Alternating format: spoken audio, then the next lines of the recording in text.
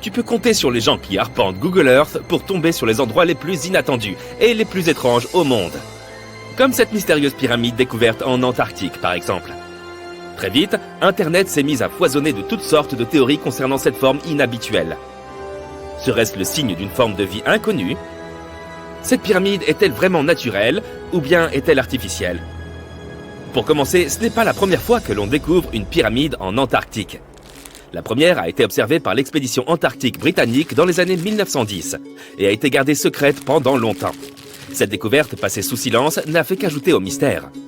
Une seconde structure de ce type a été découverte en 2016, ce qui a encore accru l'intérêt pour la question. Le mystère a été assez vite décrypté par les scientifiques.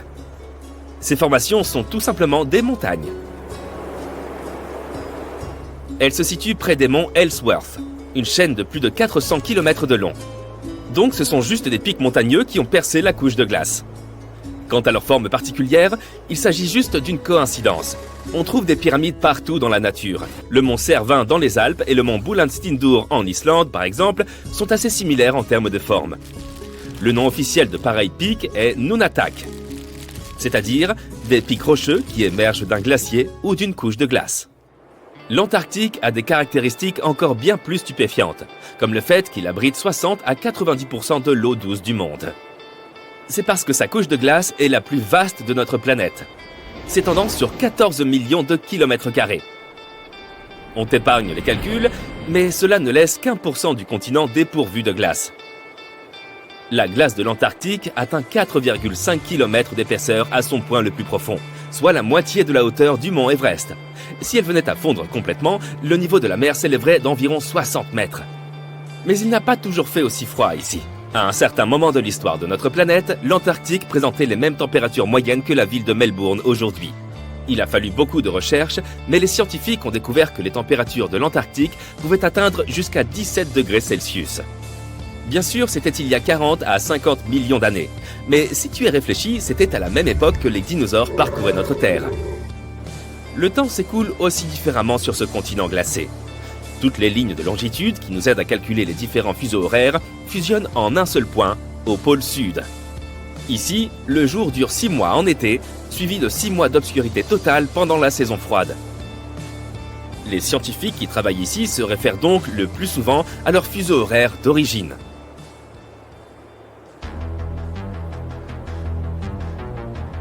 Les chutes de sang ne sont pas un vulgaire chapitre d'un film d'épouvante, mais simplement une série de chutes d'eau situées dans l'une des régions les plus sèches de l'Antarctique. Elles émergent d'un lac souterrain, rempli d'un type de bactéries particulier. Ces petits organismes absorbent des sulfates en guise de nutriments au lieu de sucre, ce qui les rend fascinants pour les scientifiques. L'eau contenue dans ces eaux est tellement saturée de fer qu'elle rouille tout simplement lorsqu'elle entre en contact de l'air. Ainsi, la couleur rougeâtre de la cascade lui donne aussi son nom. Le mégalodon fut l'un des plus grands prédateurs jamais connus dans l'histoire de notre planète. En termes d'habitat, le mégalodon vivait dans pratiquement toutes les eaux de notre globe, sauf près des pôles. La raison pour laquelle on n'a pas trouvé de dents de mégalodon en Antarctique est probablement que la créature gigantesque était adaptée uniquement aux eaux chaudes tropicales et subtropicales. Si tu prévois de visiter l'Antarctique en bateau un jour, sache que tu risques de ne pas y parvenir sur un bateau autre que métallique. La coque de ton navire doit être en acier ou en aluminium pour résister aux conditions climatiques difficiles qui règnent ici. L'Antarctique n'abrite pas beaucoup d'insectes. En fait, il n'y a qu'une seule véritable espèce d'insecte qui ait élu domicile ici. C'est un moucheron sans ailes, du nom de Belgica antarctica. Ce diptère est si petit qu'il n'atteint que 2 à 6 mm de long. De nombreux poissons de l'Antarctique ont aussi une substance antigel dans leur sang. Ils n'en ont pas forcément besoin pour se protéger du froid, mais surtout pour éviter d'entrer en contact avec la glace. Ces antigels sont constitués de grosses molécules de glycoprotéines. Elles entourent les petits cristaux de glace qui pourraient se former en s'assurant qu'ils ne se répandent pas dans les tissus de l'animal, ce qui pourrait causer beaucoup de dégâts. Elles agissent également comme une sorte de petit coussin, bloquant les cristaux de glace pointus afin qu'ils soient moins susceptibles de provoquer une douleur quelconque. Il ne pleut pas non plus beaucoup sur ce continent glacé. Mais l'Antarctique a une particularité météorologique étonnante. Il regorge de poussière de diamants. Cette poussière est en fait constituée de petits cristaux de glace qui se forment dans l'air humide près de la surface. Tu peux voir cela comme un brouillard glacé. Lorsqu'ils circulent dans l'air et sont frappés par la lumière du soleil, ils se mettent à scintiller, et ce qui donne aux visiteurs l'impression d'être entourés de diamants. C'est probablement le dernier endroit où tu voudrais accoucher. Mais c'est en 1978 que la première personne est née ici de tous les temps. Son nom est Emilio Marcos Palma et depuis lors, 10 autres personnes sont nées ici en Antarctique. Il se trouve un lac sur ce continent glacé qui est tellement saturé de sel qu'il lui est impossible de geler, même si les températures peuvent descendre jusqu'à moins 15 degrés Celsius. C'est parce que l'eau pure gèle à 0 degrés Celsius. L'eau qui contient du sel, ou toute autre substance d'ailleurs, gèlera quand même, mais à une température bien plus basse. Cette température inférieure est variable en fonction de la substance elle-même et de la quantité qui s'en trouve dans l'eau. L'Antarctique fut le dernier continent à être découvert officiellement. Il est resté complètement inexploré jusque dans les années 1920. Mais il aura fallu 20 ans de plus pour confirmer qu'il s'agissait bien d'un continent et pas seulement d'un amas d'îles glacées. Ce n'est pas parce qu'il fait très froid ici que tu ne peux pas y avoir de rendez-vous galant. Une nuit de décembre, un scientifique américain en poste en Antarctique s'est connecté à une application de rencontre, simplement par curiosité. Il était certain qu'aucun autre profil n'apparaîtrait, mais à sa grande surprise, il a trouvé quelqu'un assez rapidement. Une autre chercheuse qui était postée à seulement 45 minutes de là et qui se trouvait en hélicoptère, bien sûr. Ils ont fini par se rencontrer et ont ainsi eu le premier encart en Antarctique jamais enregistré. Hormis la glace, ce continent possède quelque chose d'autre en bien plus grande abondance que n'importe quel autre endroit sur Terre. Des météorites. Si l'on se réfère aux recherches effectuées par les scientifiques, les météorites ont les mêmes chances d'atteindre n'importe quel point de notre planète. Cependant, une fois qu'elles ont traversé notre atmosphère, la situation se complique un peu. C'est parce que les différents climats de notre planète, comme ceux que l'on trouve près des jungles, ont beaucoup d'humidité et d'oxygène, capables de corroder la plupart des météorites. Le climat de l'Antarctique est vraiment sec, et donc la possibilité que les météorites s'y corrodent est faible, voire carrément nulle. De plus, il est beaucoup plus facile de repérer ces roches sur la surface blanche et glacée de ce désert que dans n'importe quel autre endroit sur Terre. Si le froid ne te fait pas peur, tu vas sûrement flipper quand tu entendras parler des vents qui règnent ici. C'est parce que l'Antarctique est essentiellement l'endroit le plus venteux de la planète. On a rapporté que la vitesse des vents ici pouvait même atteindre les 320 km/h.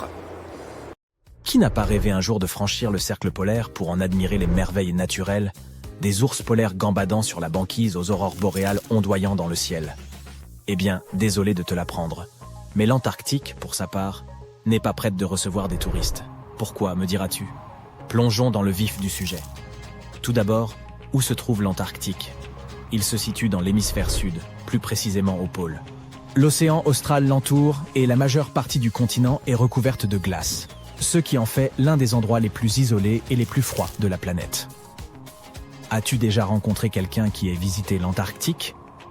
Probablement pas. C'est l'un des endroits les moins visités du globe, et seule une poignée d'explorateurs chanceux ont pu découvrir l'intérieur du continent, qui est principalement constitué de glaciers et autres champs de glace. Mais crois-moi, la faune et les paysages y sont extraordinaires. Pourquoi ne nous rendrions-nous pas en Antarctique? Tout d'abord, l'environnement y repose sur un équilibre incroyablement fragile et peut être facilement endommagé. De plus, il n'y a pas de population humaine autochtone sur le continent, de sorte que votre voyage reviendrait à visiter une immense île déserte.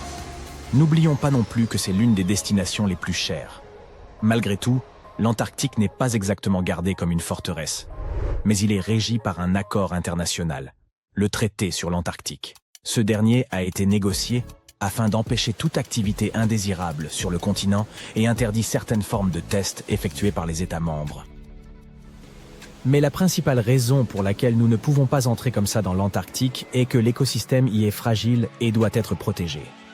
Le traité stipule que l'Antarctique ne doit être exploité qu'à des fins pacifiques et qu'il doit être exempt de toute activité humaine susceptible de nuire à l'environnement. Les scientifiques n'ont pas fini d'en apprendre sur l'écosystème unique du continent, et notre activité ou nos machines pourraient perturber l'équilibre délicat qui y règne. Si tu as toujours envie de te rendre en Antarctique, sache qu'il n'est pas facile d'obtenir une autorisation. Les citoyens américains, par exemple, doivent remplir un formulaire spécial et l'envoyer au Bureau des Affaires océaniques et polaires. Une fois sur place, il leur faut respecter des règles strictes pour préserver l'environnement, comme ne pas perturber la faune ou emporter de souvenirs tels que des pierres, des plantes ou des animaux. Et techniquement, peut-on vivre en Antarctique? Bien qu'aucune loi n'interdise aux gens d'y résider à titre permanent, il s'agit d'un environnement très inhospitalier et inadapté à l'installation humaine. Les températures peuvent descendre à moins 60 degrés Celsius, voire encore plus bas, ce qui rend presque impossible la survie de quiconque sans l'équipement et l'expérience appropriée. De plus, la Terre la plus proche se trouve à plus de 1600 km, ce qui coupe complètement les habitants du reste du monde.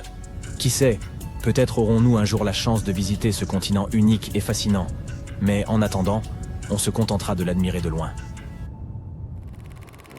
Parlons maintenant un peu de la découverte de l'Antarctique. Contrairement à d'autres endroits déjà peuplés, l'Antarctique n'a jamais eu de population humaine autochtone. Les philosophes grecs de l'Antiquité avaient pourtant une notion de ce continent et l'ont baptisé Antarctos, qui signifie « en face de l'ours ». Les ours dont il est question ne sont pas les ours polaires, mais les constellations de la Grande et de la Petite Ourse, qui ne sont observables que dans l'hémisphère nord. Cette région est donc le contraire du pays de l'ours. À la fin du XVIIIe et au début du XIXe siècle, les navires de chasse à la baleine et aux phoques ont commencé à s'aventurer plus au sud lorsqu'ils doublaient le cap Horn, à l'extrémité de l'Amérique du Sud. On savait que pousser plus loin signifiait souvent des vents plus forts, mais aussi le risque de heurter des icebergs de toute taille. Sius courants imprévisibles pouvait s'avérer dangereux pour le navire et l'équipage. Le capitaine James Cook aura été le premier à franchir le cercle polaire antarctique le 17 janvier 1773 dans la région de la mer de Ross. Il a atteint un point plus au sud un an plus tard, et bien qu'il n'ait pas vu la Terre, l'a approché de moins de 80 km et a aperçu des dépôts rocheux retenus par des icebergs, indiquant qu'il existait bien une Terre plus au sud. Il est généralement admis que la première observation de l'Antarctique a eu lieu en janvier 1820, lors du voyage de 2 navires commandés par le capitaine Fabian Gottlieb von Bellingshausen et CE, dans le cadre d'une expédition de 2 ans autour du monde à la recherche de nouvelles terres. Les navires du capitaine auraient été les premiers à avoir franchi le cercle antarctique depuis Cook. Le premier débarquement incontesté en Antarctique n'a eu lieu que bien plus tard, le 24 janvier 1895, au Cap Adar, lors d'une escale d'un baleinier commandé par Henrik Bull et judicieusement nommé Antarctique. Un petit canot avec 6, ou peut-être 7, hommes à bord s'est alors contenté de ramer jusqu'au rivage par temps calme. Tu ne le croiras peut-être pas, mais l'Antarctique est en fait un désert. Avec toute cette glace, on pourrait penser qu'il s'agit d'un paysage de conte de Noël, avec des batailles de boules de neige et du chocolat chaud toute la journée. Lorsqu'on pense à un désert, on imagine plutôt des chameaux, des cactus et des gens qui font des pieds et des mains pour trouver de l'eau. Mais en Antarctique, c'est une toute autre histoire. La difficulté n'est pas de trouver de l'eau, mais de trouver quelque chose qui ne soit pas recouvert de glace. Les précipitations moyennes y ont été d'un peu plus de 10 mm au cours des 30 dernières années. Ça ne représente que quelques gouttes de pluie par rapport aux averses que nous connaissons. Techniquement, ce ne sont donc pas les dunes ou la chaleur torride qui font un désert. C'est l'absence de précipitations. Mais ne t'inquiète pas, si tu te perds en Antarctique, tu n'auras pas à craindre d'avoir soif. Veille simplement à emporter une veste et des moufles, car il fait assez froid pour te transformer en sorbet. Non seulement l'Antarctique est l'un des endroits les plus secs de la planète, mais c'est aussi le plus froid, le plus venteux et l'un des plus élevés. Par ailleurs, les manchots et les chercheurs de l'Antarctique ont parfois bien du mal lorsqu'il s'agit de se repérer dans le temps. En effet, contrairement à ceux qui se passent sur le reste de cette grande planète bleue, il n'y a pas de fuseau horaire en Antarctique. Toutes les lignes de longitude se rejoignent en un seul point au pôle sud, ce qui complique quelque peu la tâche lorsqu'il s'agit de déterminer l'heure qu'il est vraiment. Tu te dis peut-être, mais comment les scientifiques et les chercheurs font-ils pour garder la notion du temps là-bas? Bonne question. Ils s'en tiennent généralement au fuseau horaire du pays d'où ils sont partis. Cependant, avec des stations du monde entier réparties sur le continent, les choses peuvent vite devenir un peu bizarres. Imagine que tu essayes de te coordonner avec les pays voisins sans les réveiller accidentellement au milieu de la nuit. On pourrait penser que peu de choses peuvent survivre dans un endroit où la température est aussi basse, où le soleil pointe à peine, et où le vent peut emporter aussi vite qu'un fétu de paille. Eh bien, comme dans de nombreux endroits sur Terre, la vie a également trouvé le moyen d'exister en Antarctique. Crois-le ou non, ce continent gelé est en pleine effervescence. Il abrite des milliards de krill, qui attirent à leur tour de nombreux phoques et plus de manchots qu'il n'est possible d'en compter. Mais ne te fie pas à leur apparence mignonne et câline. Les manchots sont des nageurs hors pair, dont le corps fuselé rendrait jaloux les plus grands médaillés olympiques. Ils se rendent sur le rivage pour se reproduire et se rafraîchir, mais leur véritable talent consiste à se chipper des cailloux entre eux et à former des cercles mathématiquement précis pour conserver leur chaleur. L'Antarctique abrite également la plus grande espèce de manchot sur Terre. Il s'agit du manchot empereur. Certes, ces oiseaux sont bien incapables de voler, mais cela ne signifie pas qu'ils ne savent pas sauter. À vrai dire, certains d'entre eux peuvent effectuer des bonds de 3 mètres hors de l'eau. Et n'oublions pas les phoques, avec leur corps poilu et leur chant mélodieux. Ces mammifères marins sont également protégés par le traité sur l'Antarctique et prospèrent dans les eaux fraîches de l'océan austral. Mais les véritables vedettes du spectacle sont les baleines. Pendant l'été antarctique, ces énormes créatures viennent en masse pour se repaître d'une abondance de krill. C'est un véritable buffet pour les baleines.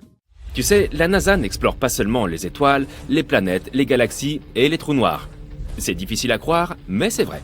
L'agence américaine fait aussi des découvertes ici, sur notre planète. Alors, qu'est-ce que la NASA a découvert récemment? Y a-t-il de la vie sous la glace? Après avoir analysé des données, ils ont révélé que quelque chose d'incroyable se cachait sous la glace de l'Antarctique. Et cette découverte ne change pas seulement tout ce que nous savions sur l'ensemble du système hydrique de la Terre, mais elle pourrait aussi aider dans nos recherches sur la vie dans l'espace. L'existence de l'humanité pourrait dépendre de notre compréhension de l'Antarctique et de ses secrets. Ces récentes découvertes révèlent donc des informations vitales pour notre survie. Mais avant de continuer, voyons ce que tu sais de cet endroit où tout n'est que glace à perte de vue. L'Antarctique est l'un des 7 continents de la planète, situé dans l'hémisphère sud. C'est le 5e plus grand continent en termes de superficie totale. Cela signifie qu'il fait presque 2 fois la taille de l'Australie. Tu veux voir de vrais météorites? Va en Antarctique. Grâce à son climat sec, l'Antarctique est l'un des meilleurs endroits au monde pour observer l'espace. Mais ce qui est encore mieux, c'est que tu peux trouver des météorites dans la surface blanche du continent. Les scientifiques ont déjà extrait environ 45 000 météorites de la glace. Et ils pensent en avoir détecté au moins 300 000 autres. Comme il n'y a pas beaucoup de roches sur ce continent, il est assez facile pour eux de les repérer grâce à leur couleur sombre. L'environnement sec et désertique de l'Antarctique favorise aussi leur préservation, même celles qui sont tombées sur Terre il y a plus d'1 million d'années. Et peux-tu imaginer une activité volcanique en Antarctique? Difficilement. Pourtant, c'est bien l'endroit où le feu rencontre la glace. C'est en Antarctique occidentale que l'activité volcanique est la plus importante. Les scientifiques ont récemment découvert qu'il existe 138 volcans rien que dans cette partie du territoire. Eh oui. Tu crois probablement qu'il fait toujours très froid en Antarctique, mais non. Ces régions côtières peuvent atteindre une température de 10 degrés Celsius. Mais t'es-tu déjà demandé à quoi ressemblerait l'Antarctique s'il n'y avait pas de glace? Cela peut sembler inimaginable maintenant, mais ce continent n'a pas toujours été recouvert de glace. D'accord, c'était il y a 34 millions d'années. Donc jusqu'à présent, personne ne pouvait savoir à quoi ressemblerait sa surface sans la glace. Mais la NASA a remédié à cela. Ils ont créé des simulations informatiques et ont dressé la carte la plus précise du continent à ce jour. Et ce qu'ils y ont vu est incroyable. Le continent n'est pas du tout plat comme on le croyait auparavant. Il est plutôt bosselé avec des vallées, des plaines ondulées et de hautes montagnes. Mais ce n'est rien à côté de ce qu'ils ont découvert sous la glace de l'Antarctique. Alors, qu'est-ce que c'est? Roulement de tambour, s'il vous plaît. La NASA a trouvé 2 nouveaux lacs subglaciaires. Et ce qui est encore plus cool, c'est qu'ils ont repéré ces lacs depuis l'espace. Comment est-ce possible? Si ta réponse est grâce à des satellites high-tech, alors tu as raison. En 2003, la NASA a lancé un satellite appelé IceSat, qui a mesuré la masse de la calotte glaciaire et la hauteur des nuages et des aérosols. Le satellite a aussi permis de créer cette carte de l'Antarctique sans glace. En 2010, l'Agence spatiale européenne a lancé un 2e satellite, Cryosat 2. Son objectif, suivre les changements d'épaisseur de la glace. Puis, en 2018, la NASA en a lancé un 3e, IceSat 2, pour prendre la relève d'IceSat. Il a mesuré l'élévation de la calotte glaciaire et l'épaisseur de la glace de mer. Il s'agissait du laser d'observation de la Terre le plus avancé de la NASA. Il a fourni des données de la plus haute précision. Et lorsque ces données ont été combinées avec celles des autres satellites, il a été possible de repérer ces deux nouveaux lacs près de deux autres de plus grande taille. Mais d'abord, comment est-il possible que ces lacs existent ? L'épaisseur moyenne de la plupart des glaces de l'Antarctique est d'environ 1,9 km. Cependant, elle peut atteindre plus de 2,8 km d'épaisseur à certains endroits, surtout en hiver. On pourrait donc se dire qu'il n'y a rien en dessous. Mais la science nous dit le contraire. Ce n'est pas vraiment visible à l'œil nu. Pourtant, la glace du continent s'écoule lentement, mais constamment, et ce dans différentes directions sous la pression de sa propre masse. Mais pendant de nombreuses années, les scientifiques ne comprenaient pas comment l'eau se déplaçait. Cela a commencé à changer en 2007, lorsque les données recueillies par l'ICESat ont permis de comprendre ce qui se cache sous la surface. Ils ont découvert pour la première fois un réseau de lacs d'eau de fonte, tous connectés sous les courants de glace rapide de l'Antarctique. Et il y en avait des centaines. La glaciologue Hélène Amanda Fricker de la Scripps Institution of Oceanography a émis l'hypothèse que les changements d'élévation mesurés par l'ICESat se produisaient en raison de la dynamique de ces lacs. Ils ne retenaient pas l'eau de fonte de façon statique. Au lieu de cela, ils se remplissaient et se vidaient continuellement au fil du temps grâce à un système de canaux. Et au fur et à mesure, la glace au-dessus se soulevait et s'effondrait. Mais où allait toute cette eau ? Dans l'océan, bien sûr.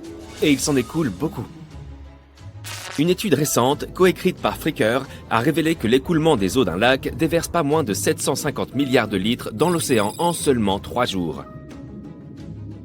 D'innombrables mystères concernant les phénomènes naturels attendent encore d'être résolus. Mais la découverte de ces deux nouveaux lacs donne aux scientifiques une meilleure idée de la vitesse à laquelle la calotte glaciaire de l'Antarctique se modifie à mesure que le climat se réchauffe, ainsi que de la façon dont cela affecte les courants océaniques et l'élévation du niveau de la mer.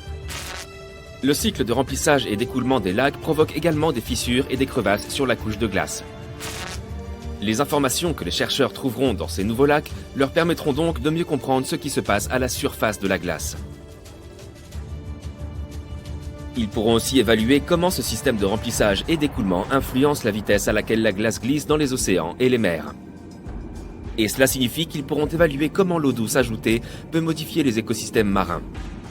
Cette découverte peut également nous permettre de savoir si la vie existe sous la glace. Génial! Les scientifiques ont foré à environ 1068 mètres dans la glace et ont découvert que les échantillons d'eau prélevés dans l'un des lacs contenaient environ 10 000 cellules bactériennes par millilitre. Un nombre aussi élevé de vie bactérienne est un bon signe, car cela signifie que les eaux glacées pourraient aussi abriter ces formes de vie plus développées, comme des micro-animaux. Et l'un de ces nouveaux lacs pourrait même être l'endroit où ils vivent. Mais le plus fascinant, c'est que ces nouveaux lacs pourraient les aider à comprendre si la vie est possible sur d'autres planètes. Les scientifiques pensent que la vie sous la surface gelée de la planète Mars, s'il y en a, pourrait correspondre au modèle observé dans les lacs de l'Antarctique. Il est donc possible qu'ils trouvent de nouvelles informations cruciales sur le type de vie qui a pu exister sur la planète rouge. Mais les hivers y sont plutôt rudes. La température la plus basse sur Terre est de moins 89,2 degrés Celsius. En 2010, la température est même tombée à moins 93,2 degrés Celsius. Et le ressenti de ce froid est bien pire en raison des vents forts et secs. Savais-tu que la superficie de la glace de l'Antarctique change aussi tout au long de l'année ? Elle fait environ 3 millions de kilomètres carrés en été. Mais en hiver, elle atteint 19 millions de kilomètres carrés. Pourtant, malgré ces changements, elle reste le plus grand morceau de glace existant sur Terre. Désolé l'Arctique, c'était bien tenté. Tu as déjà vu des manchots ? Eh bien, ces animaux sont les maîtres des lieux, car il n'y a pas de peuple indigène en Antarctique. C'est un no man's land, et aucun pays ne le possède. Sa véritable population est constituée de 5 espèces différentes de manchots, de phoques et d'orques.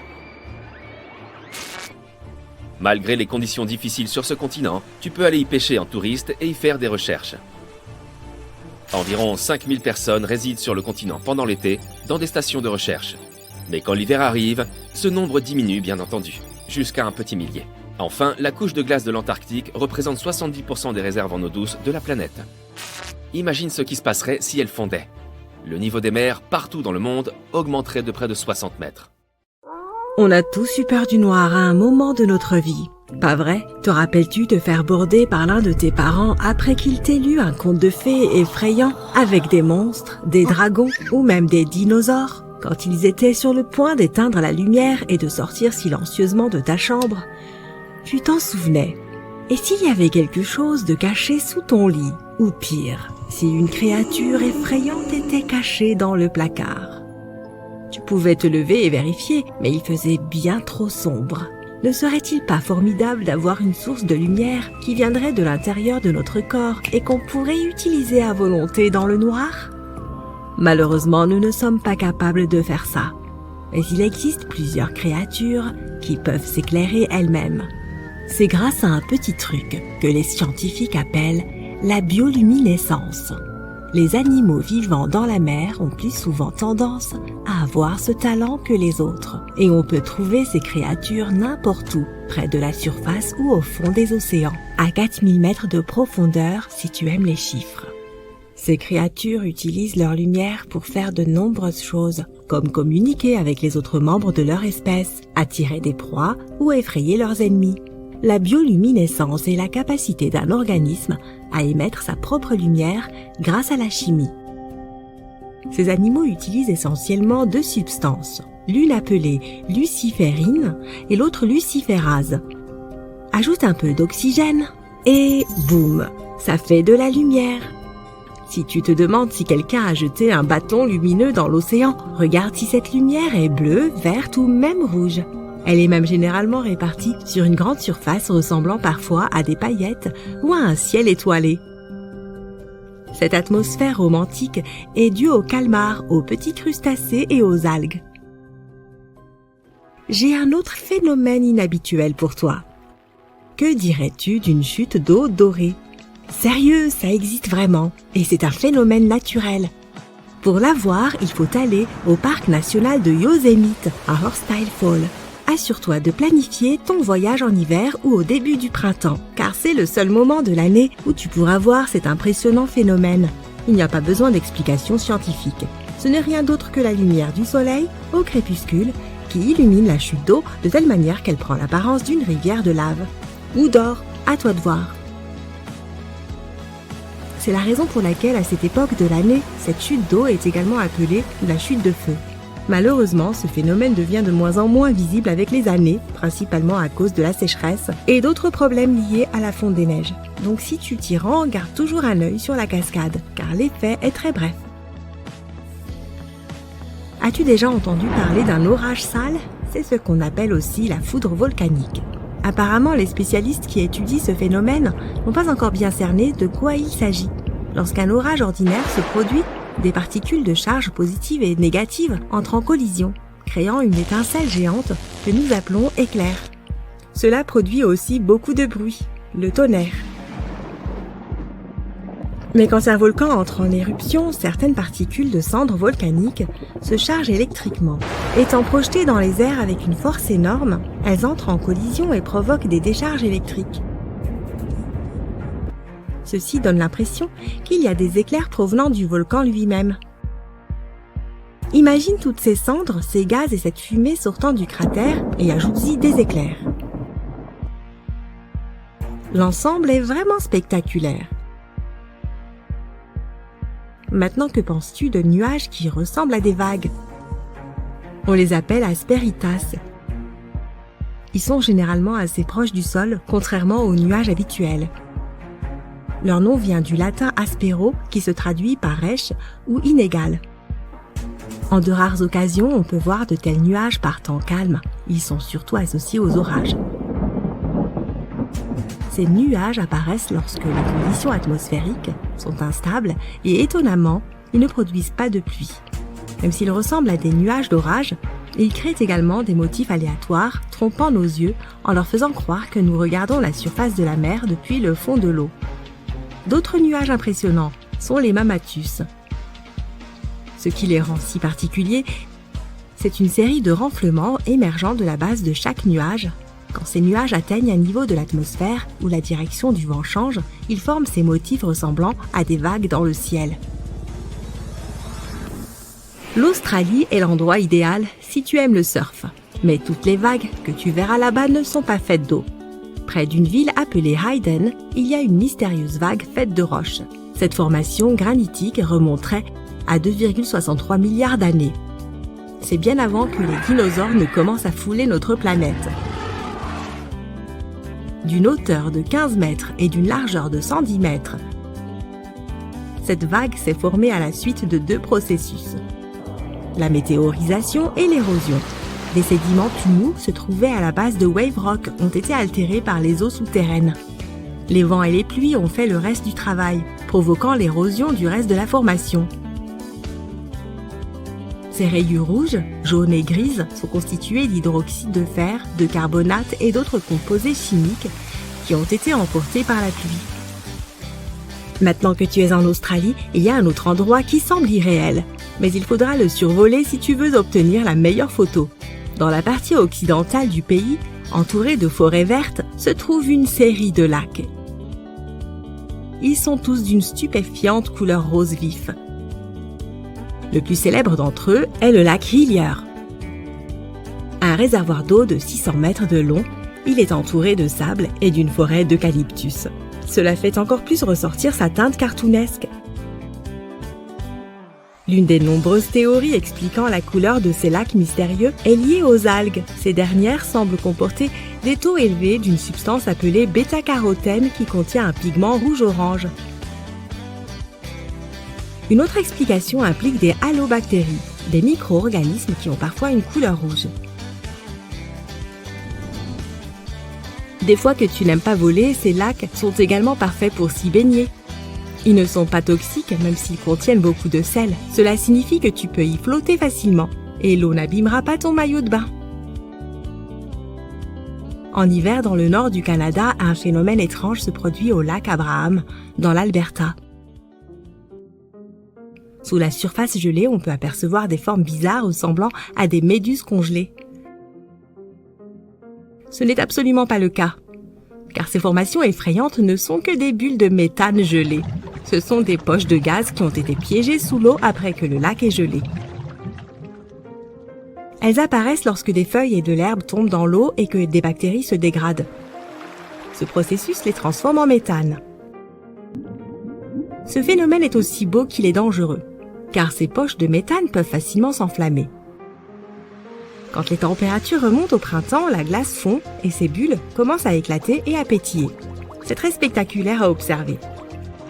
Imagine un lac de soda. Rappelle-toi simplement de ne pas apporter la moindre source de feu. Cela peut être dangereux pour les visiteurs. On peut observer ce type de lac dans tout le parc national de Banff, au Canada.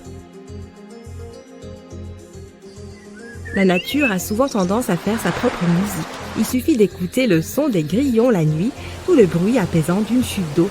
Mais dans le comté de Bucks, en Pennsylvanie, un étrange phénomène géologique porte les vocalises de la nature à un tout autre niveau. Ces rochers s'appellent les Ringing Rock, et les scientifiques ne peuvent toujours pas expliquer leur comportement inhabituel. Si on frappe ces pierres avec un objet lourd, comme un marteau ou une autre pierre, elles émettent un tintement comme si elles étaient creuses. Mais elles ne le sont pas du tout. Ce qui rend les Ringing Rock encore plus étranges, outre le son mystérieux qu'ils émettent, c'est qu'aucun animal ne veut s'y attarder, même si ces rochers sont entourés d'une épaisse forêt. Les scientifiques n'ont pas encore réussi à déceler la moindre activité animale dans la région. Ce qui est encore plus frappant, c'est que malgré tous les arbres qui les entourent, on ne trouve aucune feuille sur ces rochers. La raison pour laquelle ces rochers sont si peu attrayants pour les animaux et la végétation reste un mystère. Qu'est-ce qui te vient à l'esprit quand tu entends le mot Antarctique ? Très probablement le froid, la neige, la glace et les manchots. Pourtant, c'est l'une des régions les moins explorées du monde et qui cache de nombreuses choses étranges et uniques. Tu n'as pas besoin d'aller en Antarctique pour voir la première chose bizarre. Il te suffit d'ouvrir Google Earth et de trouver l'une des îles les plus au sud de l'Antarctique. L'île du Roi George. Récemment, des internautes y ont remarqué une grande entrée de grotte assez étrange. Où mène ce large passage sombre? Les gens ont commencé à émettre diverses hypothèses. C'est l'entrée d'une base secrète ou d'un laboratoire. C'est une partie d'un vaisseau spatial qui s'est écrasé là il y a des milliers d'années. C'est la porte de l'ancienne cité de l'Antarctique. Peut-être qu'il y a une montagne géante avec une ancienne grotte sous toute cette neige et cette glace. Voilà quelques idées. Les internautes ont calculé les dimensions approximatives de cette grotte. Elle pourrait faire environ 22 mètres de haut pour 75 de large. Donc on pourrait y cacher un avion de ligne. La nature a probablement créé cette entrée. C'est l'explication la plus logique. Mais il y a quand même deux éléments étranges. Premièrement, jette un coup d'œil au pied de la montagne. Il semble qu'il y ait des marches à cet endroit. Elles sont de couleur sombre, comme si elles étaient faites de pierre. Et si tu regardes attentivement, tu peux remarquer quelque chose qui ressemble à des empreintes de pas humains. Quelqu'un est-il entré dans cette grotte? Ou peut-être quelqu'un y vit encore maintenant? La deuxième bizarrerie est la disparition de la découverte mystérieuse. Les gens l'ont remarqué pour la première fois sur un cliché Google Maps en 2007. Puis l'entrée a disparu. Puis elle est réapparue quelques années plus tard. Après cela, elle a de nouveau disparu. Et en 2022, les gens l'ont vue à nouveau. Peut-être que la vieille neige fond, une nouvelle couche tombe, puis le vent l'emporte et le cycle se répète. Mais les prétendues marches menant au fond de la grotte font douter de l'origine naturelle de ce tunnel. Tu peux facilement en trouver les coordonnées sur Internet et visiter la grotte via Google Earth. Tu pourrais y déceler quelque chose et le révéler au monde entier. Les gens ont découvert une autre chose étrange à l'aide de Google Earth. En 2020, un internaute a découvert un objet étrange qui ressemblait à un bateau géant à 160 km au large des côtes de l'Antarctique. Ressemblant à un bateau de croisière, il était recouvert de glace et de neige et couché sur le côté. On pouvait deviner les fenêtres, le pont et la passerelle. Mais tout le monde n'était pas d'accord. Certains ont affirmé qu'il s'agissait d'un vaisseau spatial, d'autres ont dit que c'était une sorte de bâtiment secret. L'internaute qui avait remarqué le vaisseau en premier a déclaré que sa taille était d'environ 120 mètres, ce qui est la longueur adéquate pour un navire de passagers. Mais que fait ce navire dans un endroit aussi reculé, au milieu d'un glacier? Comment est-il arrivé ici? Qui était son capitaine? Personne n'a encore trouvé les réponses à ces questions. En 2016, des utilisateurs de Google Earth ont découvert une photo d'un monstre marin inconnu flottant au large des côtes de l'Antarctique. Cette créature ressemblait à un calmar géant d'une longueur d'environ 60 mètres, soit légèrement moins que 3 wagons de train. Imagine simplement ce kraken géant nageant dans les eaux sombres et glacées de l'Antarctique et entraînant au fond tout ce qu'il rencontre sur son passage. C'est peut-être le grand et terrible Chulu, ou bien l'un de ses rejetons. Tu remarqueras rapidement cette cascade rouge sang parmi les interminables paysages blancs éblouissants de l'Antarctique. Ne t'inquiète pas, ce n'est pas du sang. Depuis plusieurs siècles, cette cascade teinte la neige d'une couleur rouge vif. Le ruisseau coule tout droit d'un iceberg blanc. Regardons à l'intérieur et découvrons ce qu'il s'y passe. Il y a des millions d'années, il y avait un petit étang limpide. Mais un glacier s'est ensuite formé autour de lui. Une épaisse couche de glace et de neige a bloqué l'accès à la lumière du soleil, à la chaleur et à l'oxygène. Pendant des millénaires, le réservoir est resté dans ce vide froid. Mais à un moment donné, l'eau a creusé un trou dans la paroi glacée et s'est échappée. Lorsque cette eau salée entre en contact avec l'oxygène, elle devient immédiatement écarlate ou couleur rouille. L'Antarctique est le seul endroit où tu puisses trouver un phénomène naturel aussi unique. L'un des endroits les plus secs de la Terre se trouve en Antarctique. Et c'est l'un des déserts les plus dénués de vie au monde. Les vallées sèches de McMurdo. Dans ce désert, tu ne verras pas de soleil brûlant, de sable chaud ou de cactus.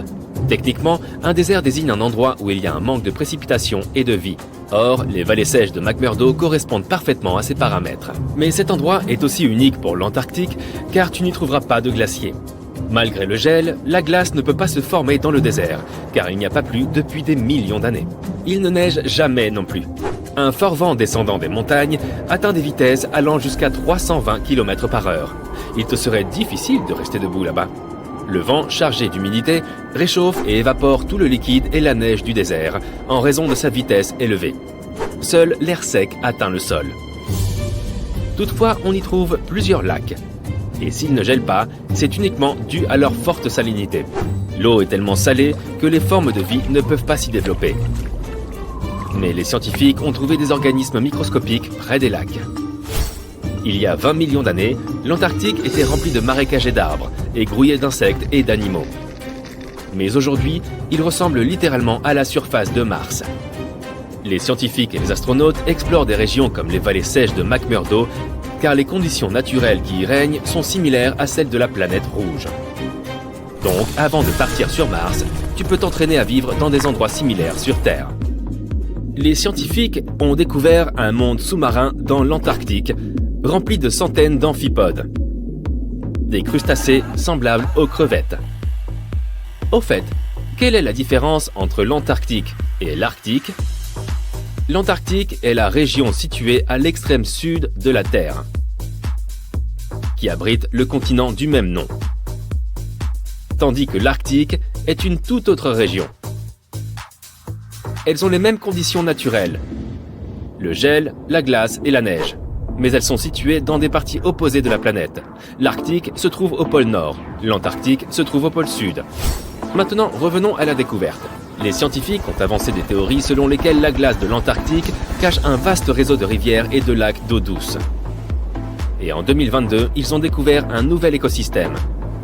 Les chercheurs ont exploré la plateforme glacée de Ross de l'Antarctique et ses rivières souterraines. C'est un morceau de glace massif qui flotte dans l'océan. Une équipe néo-zélandaise a utilisé un appareil de forage spécial équipé d'une alimentation en eau chaude pour percer un trou de 500 mètres de profondeur, soit davantage que la hauteur de l'Empire State Building.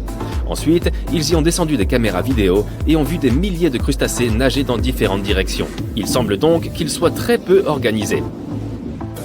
Dans les eaux de l'Antarctique, tu peux aussi rencontrer certaines des créatures les plus effrayantes de la planète. Il s'agit des araignées de mer.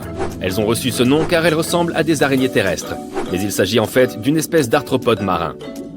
Et contrairement aux araignées terrestres, celles de l'océan sont beaucoup plus grandes. Elles ressemblent à 8 énormes pattes, sans corps. Une telle araignée peut avoir la largeur d'une assiette. Certaines d'entre elles n'ont pas d'yeux et ont des proboscises à la place des mâchoires. Les araignées de mer sont peu étudiées car elles vivent dans les eaux froides et profondes. L'Antarctique cache de nombreux animaux peu connus. Dans ces glaciers, il y a de longs tunnels qui mènent à des ténèbres effrayantes. Sur ce continent froid, les gens ont trouvé les restes de dinosaures géants et d'autres créatures anciennes, comme les ancêtres des canards modernes.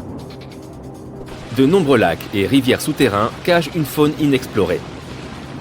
Même la glace ici peut être bizarre. Regarde ces icebergs rayés. Ils ont des rayures bleues, noires, vertes et turquoises. La couleur dépend des conditions de l'eau pendant la congélation. Par exemple, les lignes vertes apparaissent à cause des algues. Les bleus se forment lorsque l'eau gèle trop rapidement. Bon, tout ça fait froid dans le dos. Il est grand temps d'aller se réchauffer. Que dirais-tu d'aller à Hawaï ? Le pôle sud ne se limite pas à des manchots et une étendue infinie de neige. Un monde fantomatique y est enfoui. Observez, il se situe précisément ici sur le globe terrestre. Ne confondez pas l'Antarctique avec l'Arctique, qui se trouve au sommet de nos cartes, est bien plus petit et, disons-le franchement, bien moins énigmatique.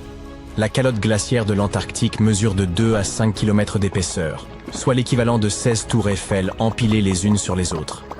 Cette immense couche de glace masque les véritables reliefs et contours du sol antarctique. Nos connaissances sur ce continent mystérieux demeurent limitées, en grande partie à cause de l'omniprésence de la glace et de la neige. Nous ignorons encore la forme exacte et les dimensions précises de cette terre. Cartographier l'Antarctique sans outils titanesques est une tâche d'une complexité extrême. Les satellites, toutefois, ont appris à pénétrer la glace grâce à leurs caméras de pointe. Aujourd'hui, nous savons qu'un paysage ancien, colossal et spectaculaire repose sous cette neige, une sorte de fantôme du passé. Il y a environ 90 millions d'années, l'Antarctique était un lieu bien plus chaud. Ce territoire abritait une forêt tropicale luxuriante, riche en espèces végétales et grouillante de vie. Des rivières y coulaient, dessinant un paysage foisonnant. Puis la glace a tout recouvert. Ce bouleversement a eu lieu il y a environ 34 millions d'années, lors de la transition de l'Éocène à l'Oligocène, une période marquée par un refroidissement significatif de notre planète. C'était le début de l'une des nombreuses ères glaciaires. La Terre subsista, mais fut ensevelie sous une couche de glace et de neige de plus en plus épaisse. Pour l'œil non averti, l'Antarctique est devenu un désert blanc, vaste, uniforme et dépourvu de relief.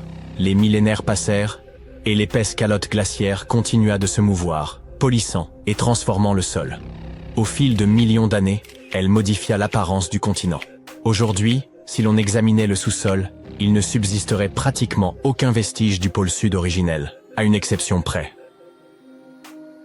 Dans les régions où la glace est exceptionnellement épaisse et presque immobile, comme en Antarctique orientale, elle joue un rôle inverse.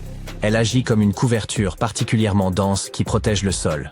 En temps normal, des facteurs tels que le vent ou la pluie érodent progressivement le sol, modifiant ainsi sa forme au fil des siècles. Cependant, grâce à cette couche de glace protectrice, ces processus naturels ne parviennent pas à atteindre les strates sous-jacentes. Ainsi, le sol est demeuré presque intact pendant des millions d'années, comme s'il avait été figé dans le temps. Cette zone spécifique, située près des bassins subglaciaires d'Aurora et de Schmidt, est désormais surnommée le spectre du paysage antarctique. Cet endroit est resté presque intact depuis qu'il a été recouvert de neige. Il y a 34 millions d'années. Il constitue une empreinte historique unique, capable de révéler l'apparence du sol de l'Antarctique avant qu'il ne devienne ce désert glacé. Lorsque les scientifiques ont exploré l'Antarctique orientale, ils ont mis en évidence un fantôme fascinant. Des traces de rivières anciennes, diverses vallées, de petites îles énigmatiques, ainsi que 3 vastes formations terrestres en forme de U. Mais que signifient-elles exactement? Comme vous le savez, les continents de notre planète sont en mouvement constant, glissant sur un manteau de lave en fusion, comme des céréales dans un bol de lait. Au fil des époques géologiques, ils se sont rassemblés et séparés à maintes reprises. Il y a plusieurs centaines de millions d'années, un supercontinent nommé Gondwana réunissait plusieurs terres, dont l'Antarctique, qui formait alors une masse unique. Cependant, lorsque le Gondwana s'est fracturé, l'Antarctique a été soumis à de puissantes forces tectoniques. Des fragments de son territoire ont été arrachés les uns des autres et dispersés. C'est ainsi que se sont formés ces grands blocs de terre dissimulés sous l'épaisse couche de glace. Aujourd'hui, les scientifiques souhaitent approfondir l'étude de ce fantôme. Pour cela, ils envisagent de forer la glace, un peu comme on utilise une paille pour atteindre le fond d'un épais milkshake. Cette méthode leur permettra de prélever des échantillons de roches et de sédiments en profondeur, afin d'en apprendre davantage sur l'histoire et le climat de notre planète. L'Antarctique serait le 5e plus grand continent du monde, surpassant l'Europe entière ou l'Australie en taille et rivalisant avec l'ensemble de l'Amérique du Sud. Outre l'Antarctique orientale déjà évoquée, il abrite d'autres régions emblématiques, comme la péninsule antarctique, le pôle Sud, l'Antarctique occidentale et la mer de Ross. Ce continent est en quelque sorte un immense terrain gelé, dont les paysages mystérieux et enfouis restent moins explorés que ceux de Mars. Ce que nous savons avec certitude, c'est que sans sa couverture de glace, il révélerait un monde riche en relief, composé de vastes montagnes, de gigantesques canyons et même de volcans en activité. Certains de ces volcans, d'une taille colossale, émergent au-dessus des épaisses couches de neige. Rien qu'en Antarctique occidentale, on en dénombre au moins 138, bien que seulement 8 ou 9 soient encore actifs aujourd'hui. L'un des volcans les plus fascinants est le mont Erebus, le plus méridional du continent et également le plus élevé, culminant à environ 4000 mètres. Sous l'épaisse calotte glaciaire, ce géant abrite des cavernes sous-volcaniques d'une beauté exceptionnelle, où les températures sont suffisamment douces pour rester en t-shirt. La péninsule antarctique s'apparente à un assemblage d'îles montagneuses profondément enfouies sous la surface. Elle est composée de roches volcaniques, relativement récentes, faisant partie de l'anneau de feu du Pacifique. Un cercle gigantesque, regroupant des volcans et des zones sismiques autour de l'océan Pacifique. L'Antarctique orientale, quant à lui, représente une région immense, presque aussi vaste que l'Australie. Il s'étend de la côte est du continent jusqu'au pôle sud. Sous ces glaces, on trouve des formations rocheuses extrêmement anciennes, dont certaines se situent dans la zone évoquée plus tôt. Vous savez sans doute que l'Antarctique est presque totalement dépourvu d'humains. Rien d'étonnant à cela, au regard de la température moyenne avoisinant les moins 43 degrés Celsius. Mais malgré ces conditions extrêmes et la désolation de l'endroit, la vie persiste, et devinez où? Dans les profondeurs de la Terre. En 2017, des chercheurs ont découvert des traces d'ADN d'algues, de mousses, et même de petits animaux inconnus dans de profondes grottes. Cela prouve que, malgré des conditions aussi hostiles, des écosystèmes uniques parviennent à prospérer dans des poches de chaleur isolées sous la neige. Une autre découverte incroyable a eu lieu sous la plateforme de glace de Ross, un écosystème florissant au sein d'une rivière souterraine. Les scientifiques soupçonnaient depuis longtemps que des lacs et rivières d'eau douce pouvaient exister dans le sous-sol antarctique. Un jour, un satellite a détecté une faille, et après avoir décidé de l'explorer, ils ont utilisé une foreuse alimentée par de l'eau chaude pour fondre la glace et s'y engouffrer. À leur arrivée dans ces profondeurs, ils ont plongé une caméra dans l'une de ces rivières cachées. Au début, ils pensaient découvrir simplement des rochers ou des formations similaires. Mais au contraire, ils sont tombés sur des centaines d'amphipodes, de minuscules créatures ressemblant à des crevettes. Les petites créatures se sont immédiatement regroupées autour de l'objectif, obstruant la caméra et empêchant les scientifiques de mener les observations prévues. Cela peut prêter à sourire, mais confirme qu'il existe bel et bien un écosystème au cœur de l'Antarctique. Les chercheurs prévoient désormais de l'explorer en profondeur. Et tout cela n'est que l'affleurement de ce mystérieux monde souterrain. Sous la neige, ce continent cache également le canyon le plus profond, situé sous le glacier Denman. Bien que la fosse des Mariannes demeure le point le plus profond du globe, il convient de préciser que, géologiquement, elle appartient à la croûte océanique. En 1958, des explorateurs ont mis à jour une vaste chaîne de montagnes enfouies sous la glace, comparable aux Alpes en termes d'altitude. Cette chaîne s'étend sur près de 1200 km, avec des sommets culminant à 2700 mètres d'altitude. Et cette splendeur est ensevelie sous des tonnes de glace. Qui sait ce que nous pourrions encore découvrir ici? L'Antarctique abrite environ 60% de l'eau douce de la planète. Cela signifie qu'une fonte totale de ces glaces aurait des conséquences dramatiques. À titre d'exemple, il existe un glacier apocalyptique, officiellement connu sous le nom de Glacier Thwaites. Ce gigantesque bloc de glace, de la taille de la Floride, est actuellement en train de fondre. Chaque année, cela contribue à une élévation des niveaux marins de 4%. Si ce glacier venait à fondre complètement, le niveau des océans augmenterait de 60 cm. Une hausse qui peut sembler modeste, mais qui serait dévastatrice pour les régions côtières du monde entier. Heureusement, les chercheurs ont constaté que même si sa plateforme glaciaire venait à se désintégrer dans les 50 prochaines années, le glacier lui-même ne disparaîtrait pas aussi vite qu'il le redoutait. Bien qu'il perde encore de la glace à un rythme soutenu, ce processus reste des éponges en forme d'amphores, des méduses d'un autre monde, des vers segmentés hérissés de soie, ainsi que d'imposantes pieuvres figurent parmi les plus récentes découvertes en Antarctique. Ces créatures ont été observées suite au détachement d'un immense iceberg, révélant sous la glace un véritable trésor de vie ancienne.